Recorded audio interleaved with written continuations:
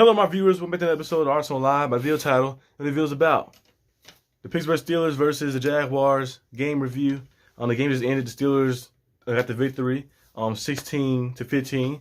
It was the game wasn't the most prettiest game, but I usually write notes throughout the quarters and stuff like that, things I want to talk about. But this game right here is a little different. The game right here is a little different, had a different feel. So I just gonna scrap all that and just gonna go scrap the dome. We're gonna start off first with the defense. The defense looked pretty solid overall. I thought they had some bad moments, had some good moments, but the main bad thing was they couldn't stop the run. They couldn't stop the run. They was getting beat. Travis Etienne was getting big yardage. That Connor dude was getting big yardage. They was running right throughout the whole entire game like that. And you see CJ Beathard even ran in and got a touchdown. Trevor Lawrence got a good run. They couldn't stop the run. I know it's preseason, but after what we seen last year, that's still kind of concern. Like how good the run defense is going to be. The run defense is going to be are they going to be better than what it was last year? Because last year we was dead last. Dalvin Cook came in our place, cooked us up. We got cooked by Devontae Foreman when the Titans played us. God, we got cooked a lot of times last year. The Ravens was cooking us up, and they didn't have any starters out there. We getting cooked a lot of times last year in the run game. So I know it's just preseason. I know it's just week 2 of preseason like that. So like the full-time stars ain't out there, and people might not be putting the full-time effort in. But hopefully the run game is not like this. But the secondary looked cool. They made some plays here and there. KZ made a big play. He came in and get the hit. I believe it was on 4th down. He made a big play on 4th down. They went for it. And then you see Justin Lane, the guy who was drafted. I think Justin Lane got drafted in 2019? In 2018, 2019, like that. Justin Lane got a pick. If he would stay outside, he had a pick 6. He ran right back into it and ran to offensive lineman. I think if he stayed outside, he would have a pick 6. I think. I don't think the quarterback would have called him. So, but he had a pick, got the pick and stuff like that. And the secondary just looked good. It was flying over the place, making plays here and there. They was getting beat here and there, and sometimes, but they made up for it though. They made up for it, and they hit the ground like that. And Miles Jack, we see him in the first quarter making some plays, getting back there. Doing some things here and there. TJ Watt had him a sack and stuff like that. But overall, the defense on a scale of 1 to 10, I'm gonna give the defense a 6. I'm gonna give them a 6 because it's something they could have did better. They was getting beat. Of course, in the run game, they was like playing too soft. The coverage was too soft. They were leaving too much cushion for the receivers. Like the receivers had a lot of cushion out there. They were like playing kind of like a zone type defense and sitting back like that. But sometimes it can be a little disadvantage too, especially when the way they was getting the ball out fast, and it was leaving guy like Christian Kirk was getting some easy catches, and then Marvin Jones was getting some catches too, and Trevor Lawrence was dropping in there like that. So the defense overall, I would give them a 6 out of 10. They was solid. They had some good moments, they had some bad moments, but I think it was solid. Let's move on to the offense. The offense, start with the running game. We couldn't run the ball at all, really. The Jaguars was all on the running game, especially Benny Snell in the first quarter. He was getting stuffed every time. And they put in Jalen Warren. Jalen Warren came in and he got a little bit here and there. But I wish we saw a little more of Jalen Warren. But he came in did a little bit, and he caught a pass, had some runs stuff like that. And then we kind of just basically went to almost like an all-out air assault. Just kept throwing the ball a lot. And then Kenny Pickett showed up. Kenny Pickett showed up in there, and Kenny Pickett just looked. He just brought different energy. As soon as he get in the game, he's bringing different energy. Like, of course, the fans already tuned in and everybody pumped up and they cheering for him. But he just bringing different energy when he in the game. He came out there and he was just like so poised in the pocket, delivered, strike after strike like that. And then I think before the quarter ended, they kind of messed him up a little bit. Not before the quarter ended, but like in the second quarter when he started, they kind of messed him up with the penalties, like the holding and stuff like that, and different penalties happening. But he let that phase him though. And I remember he came back for that last.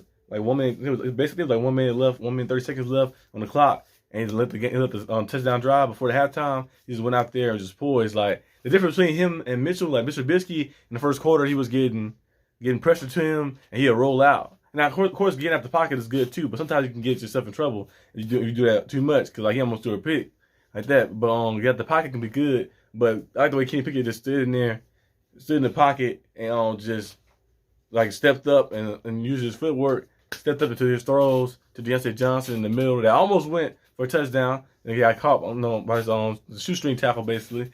And then Johnson did catch a touchdown, but they called it back. Said it was a holding or something like that. And then we got another. Then what's his name went down and threw another touchdown. He threw a touchdown to who did touchdown? He threw a touchdown to somebody. Who did King Pickett threw the touchdown to? Oh, Benny Snell. Benny Snell on a flat route. the flat route. That was a good play call by Matt Canada. He kind of overloaded the right side of the ball. Had Pickens go in motion to kind of see where the safety was at that. So he saw where the safety was, having to go in motion, and he kind of overloaded the side and kind of got him. And then throw the flat, and then one man over there to beat. And Benny Snell beat the man, went in there, and scored a touchdown like that. It was good. It was good to see him score a touchdown. He made a play in special teams too, and had a big hit. But Kenny Pickett looked good. He looked the best out of all the quarterbacks. He's out there poised in the pocket. He showed that he can under pressure he can go. And 2 minute drills again. He Pickett go out there and succeed. He just looked the most comfortable today, and he made it happen. And then I'm gonna say Mason Rudolph was probably second because Mason Rudolph was delivering too. He was delivering on plays here and there. And then Mason Rudolph led the game-winning drive basically. And on fourth down, throwing the ball to Snead. That was a nice route. It was a nice ball too. Threw only he can get it, on the little crosser that he did. But Mason Rudolph played well. Kenny Pickett would be 1, Mr. Rudolph would be 2, and then Mr. Trubisky would be 3. Mr. Trubisky had hit the big throw to Claypool, but he was kind of like hemmed in and kind of like clamped up basically because he couldn't really do what he wanted to do.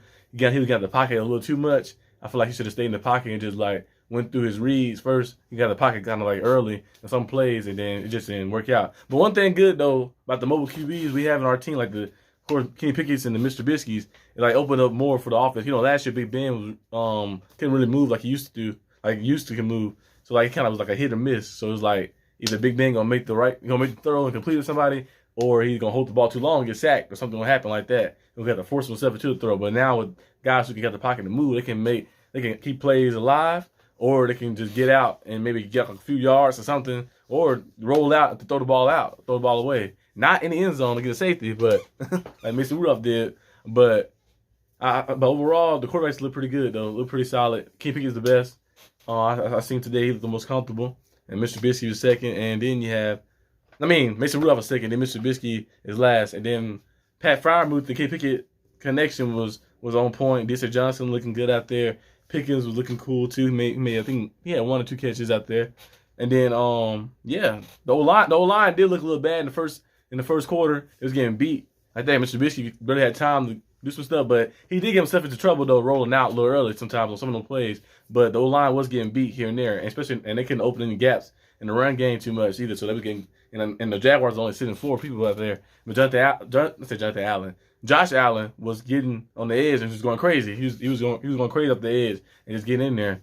But overall, the Steelers team looks solid. I'm gonna give the offense scale 1 to 10. I'm gonna give the offense a 6.5. I'm gonna give him a 6.5. Kenny Pickett was shining good, and he kind of persuaded me, or kind of like pulling me back to like maybe Kenny Pickett should be the starter week 1. I don't know, I've been, on Twitter people been saying that a lot, and then my original stance was kind of like Mr. Trubisky be the starter, kind of ease Kenny Pickett in, kind of the old traditional way. Even though Kenny Pickett might be ready to start, and he's on a different team, he probably starting too. But we want to ease him into things like that, so we want to just rush him in. But the way he playing, and I know it's just preseason, but the way he playing and the confidence he's playing with, and looking comfortable, and all the weapons the Steelers have on offense and stuff, and the defense is very good. You might can put him in there. I wouldn't be opposed if they put him in there for week 1, but I think Mr. Trubisky still would be the guy on week 1, the way the Steelers type of style is. But hey, you never know what can happen. You never know. A couple weeks from now, I think like 3 or 4 weeks to the regular season start. So things could change. But that's all I got for you guys today's video. If you guys this video, leave a like, subscribe, and I'll see you guys next time on Darts on Live. Peace out.